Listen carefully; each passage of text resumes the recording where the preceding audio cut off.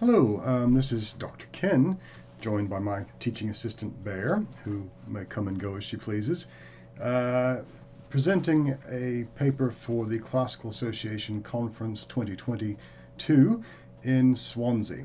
And the title of my paper is Tolkien's Unique Reception of Pythagorean Dissonance in the Einolindale of the Silmarillion. And what is that? The Silmarillion, of course, is a book by Tolkien that hardly anyone ever reads, because it's rather complicated, and even those who do read it struggle a bit with it. So what I have done in this article, this paper, is to observe something that I think most commentators have missed or have glossed over. And this has to do with Tolkien's, as I say, reception of Pythagorean dissonance. And what is dissonance? I'll come back to that in a moment. Many of the previous scholars and commentators have focused on Tolkien's adoption of elements of Platonic philosophy, like the theory of forms and the harmony of the spheres, a Pythagorean concept that comes through Plato. If they have touched on the notion of dissonance and or discord, which I'll explain in a bit, then they've only done so in passing. And I found this when I was reading the Silmarillion for the first time a few years ago, having some knowledge of Plato and the Pythagorean theory of music in particular helped with this. So what I'll do is point out the passages in the book by Tolkien and then move on to this notion of Pythagorean dissonance and tuning. And the real question, as I say in the article, there's no question that Tolkien was influenced by these elements of Platonic, Neoplatonic, and other ideas. It's rather how did this particular notion of dissonance find its way into into Tolkien's writing here? And the answer turns out to be a little bit more complicated than I initially realized, but it leads us down a kind of epistemological route stretching from Pythagoras to Tolkien by way of the early Christian scholars. So in the Silmarillion, and it gives the sort of background for the world in which the Hobbit and the Lord of the Rings will exist, there is a creator deity known as Eru or Iluvatar. Naturally, the elves call him something else than what he calls himself, I suppose. And in the Silmarillion, in the very opening passages, you get the creator deity making lesser deities who then sing a song. And from that song, the world, it's called Arda, is created. And so... But within the song, one of the Einar, one of these secondary creation deities, sings a discordant tune. His name is Melkor, sometimes called Morgoth, and we're told that, so to say, then there are multiple references to the discord of Melkor, with Tolkien adding that the melodies that had been heard before foundered in a sea of turbulent sound. So he introduces a sour note, so to speak. It came to the heart of Melkor to interweave matters of his own imagining that were not in accord with the theme of Iluvatar. It's described as loud and vain and endlessly repeated. And it appears that Melkor is rebelling against the divine will here. Is he in fact doing so? Well, ultimately no. It turns out that the discord is introduced by Iluvatar himself. Everything is in accord with his will. And in the article, I go through how Melkor clearly recollects certain fictionalized and biblical versions of Lucifer or Satan. How he's considered the chief or the best of the Einar, the gods, but he covets the kingdom of the earth. He wants it for himself. This shall be my kingdom, he says, and I name it unto myself. And I'm not going to go through, the biblical passages, but clearly, Satan is being, and Lucifer, and Milton's Lucifer in particular, is being referenced here. It's not purely that, though, and I'll talk a little bit too about some of the secondary scholarship, or the historiography, if you like, on this subject, dealing at least with Melkor. And we have Collins and Halsall, both of whom are sources on, again, Tolkien's kind of origins of, or Pythagorean and Platonic connections. I'll be coming back to some of that in a little bit. But Collins rightly calls Tolkien's approach as syncretic, combining Indo-European, Latin, and other elements to create this, as well as elements of Sidney and Milton and Spencer and Plato, of course, to create his version of creation and the gods. And Collins also points out that some of these notions, and particularly the gods themselves, which, singing a song in the heavens, it does very much recollect the harmony of the spheres. Collins says that this is from Pseudo-Dionysius, that this idea comes, with his emphasis on concord and discord, as well as Prudentius as well. So I'll explore that in a moment. Is it the case that Tolkien read Pseudo-Dionysius or Prudentius? I'm not sure. But the whole notion of the created gods singing this harmony that's going to create the world somehow, like Plato's forms, I suppose, and or the harmony of the spheres. But then the discordant element, which is going to introduce evil and darkness into the world, is that it addresses the idea of free will versus the lack thereof, and it's a theory, it's an idea that Christianity has grappled with for centuries. You find it in Chaucer, we find it in the late philosopher Boethius, of course, as well,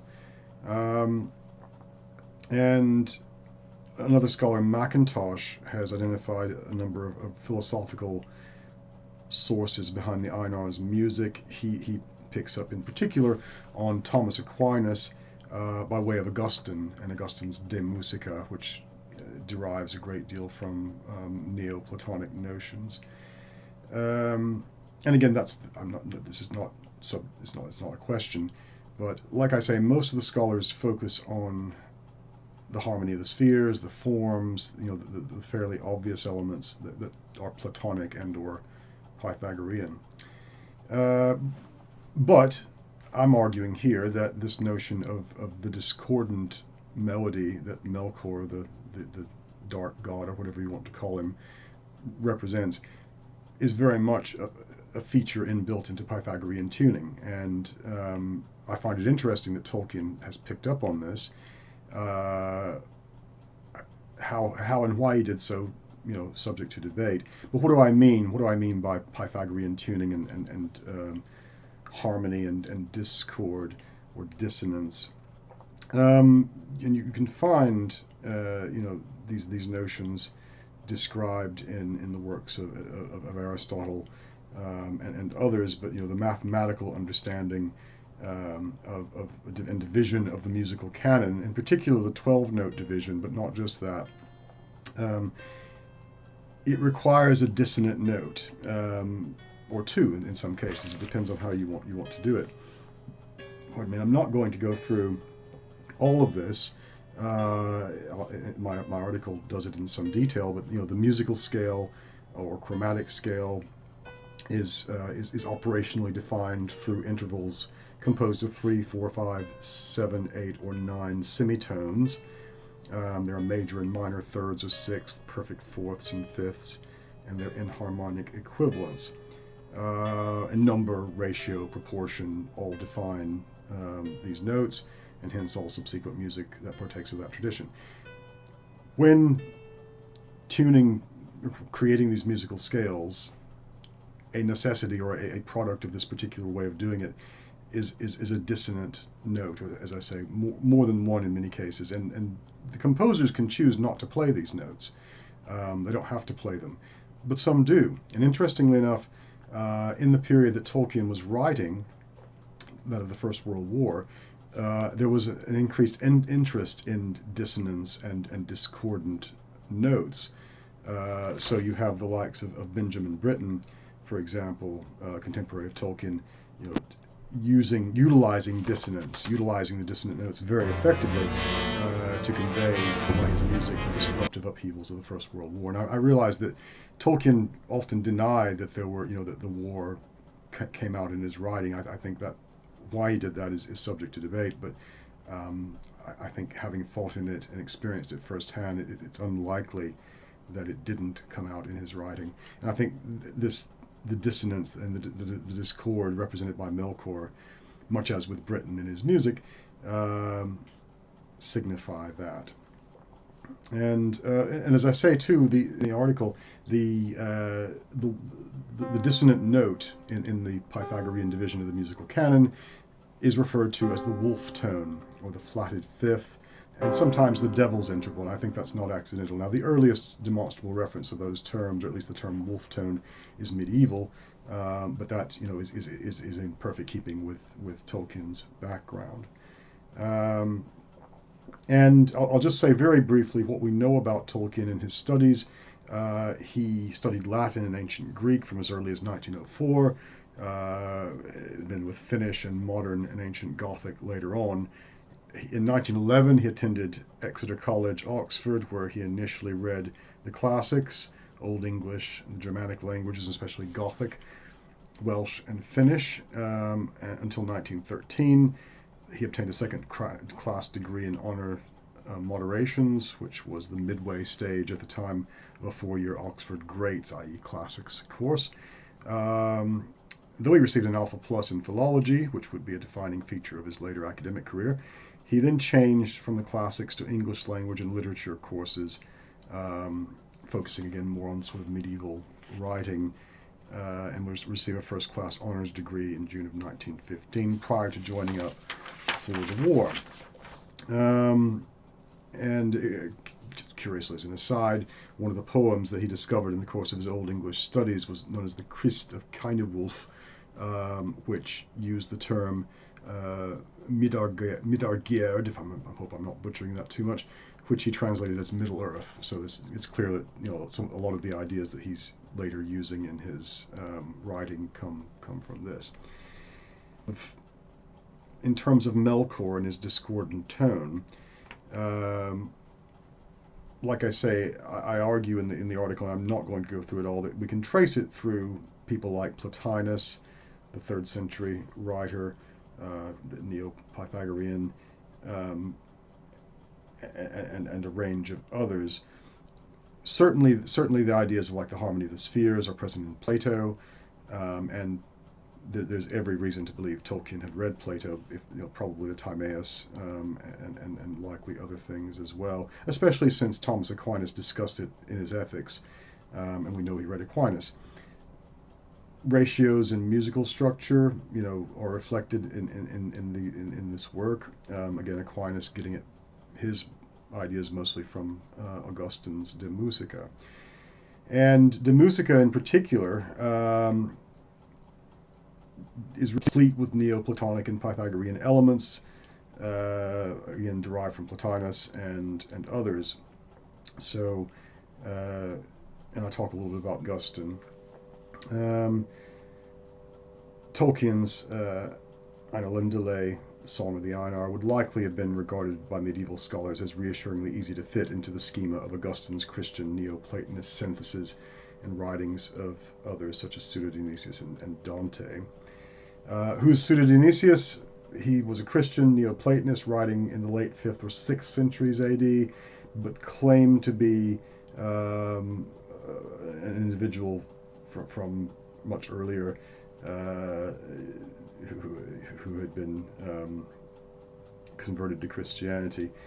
But he whoever he was, he uses again Plotinus and Proclus to develop a kind of system of adapting Neo-Pythagorean or Neoplatonist ideas to Christianity. In this sense, Pseudo-Dionysius is considered to be quite a successful forgery because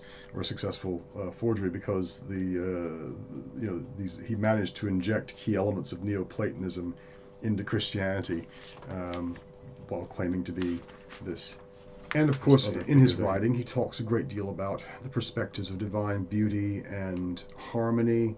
And these ideas would be quite influential on the likes of Abbot Sugar, who developed the program of Gothic architecture in the 12th century. So, again, Pseudodionesius is very influential. We don't know whether Tolkien read him, but we do know that Augustine did. And, without going into a lot more detail, given the time that I've got, what becomes clear is that, and Prudentius, and I should mention Prudentius as well, who very much is focused on the notion of discord in his Psychomachia, the battle of the psyche. Prudentius, who is alive in the 4th to 5th century AD, Aurelius Prudentius Clemens, and he creates this allegorical story of the battle of the psyche, and in it he clearly sees discord as being compatible in some sense with the devil, and these ideas will be picked up by other writers like Eusebius. Prudentius also appropriated epic tropes from Virgil, which would seemingly be appropriate to Tolkien. Now, again, we don't know if Tolkien read Augustine's De Musica, but we do know that he read the Saint Thomas Aquinas's Summa Theologica, because we have in his biography that an annotated copy of the Summa Theologica was given to him by his guardian, Father Francis Morgan, when he was young. So he had a long time to study the Summa Theologica, and as I say, Aquinas was well aware of Pythagorean ideas, especially those concerning music, which derive in no small part from Augustine's De Musica. He even devoted a few passages to discussions of the One, and that's a term that Tolkien uses to refer to Eru Iluvatar, the supreme god. And even in some of his letters, he uses that term, which is interesting.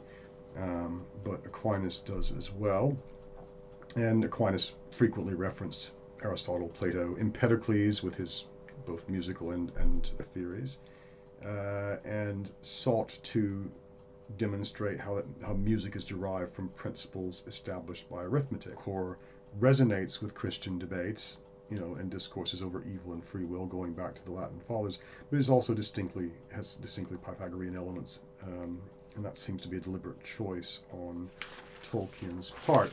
I'm somewhat critical of these scholars to a point, because, for example, Collins, whom I mentioned earlier, seems overly focused on modern philosophy, with some recourse to ancient and medieval, but he's quite keen on Hegel, and that's not without some cause, given the era in which Tolkien was writing.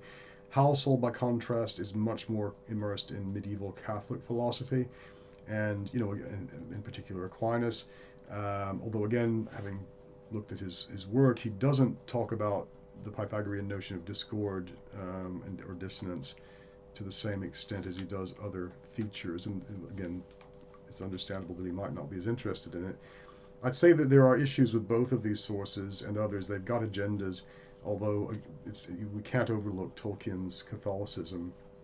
And the fact is, it's quite clear that Tolkien read Aquinas at an early age, and then later was exposed to other of these ideas that were present in the likes of Augustine and Prudentius and Pseudodionesius. We don't know whether he read those in particular, but he certainly read those who were influenced by them. The evidence available doesn't equivocally sustain that Tolkien is some kind of secret Pythagorean. I'm not arguing that he is. I wouldn't dare to do so. But I think it is more solid a conclusion that we can say that Tolkien was manifestly influenced by a series of thinkers spanning through a virtually unbroken chain from Pythagoras himself up to Aquinas, by way of Augustine, Plato, and others, and beyond, from which the general pattern of the Ainulindale, the Song of the Einar, its Pythagorean elements may be epistemologically deduced to a point, as they have been here. And like I say, I don't know to what extent Tolkien was aware of this sort of nuanced element of Pythagorean tuning. It might have been quite a significant degree that he was aware of it, or it might be that it emerged intuitively from his readings, but it's clearly there. And with that, I think I'm going to have to leave the last words to Tolkien himself. And in those words, we can perhaps take some small consolation. He says, "For partly to redress the evil of the rebel Melkor, partly for the completion of all in an ultimate finesse of detail, the Creator has not revealed all." Thank you very much for your attention.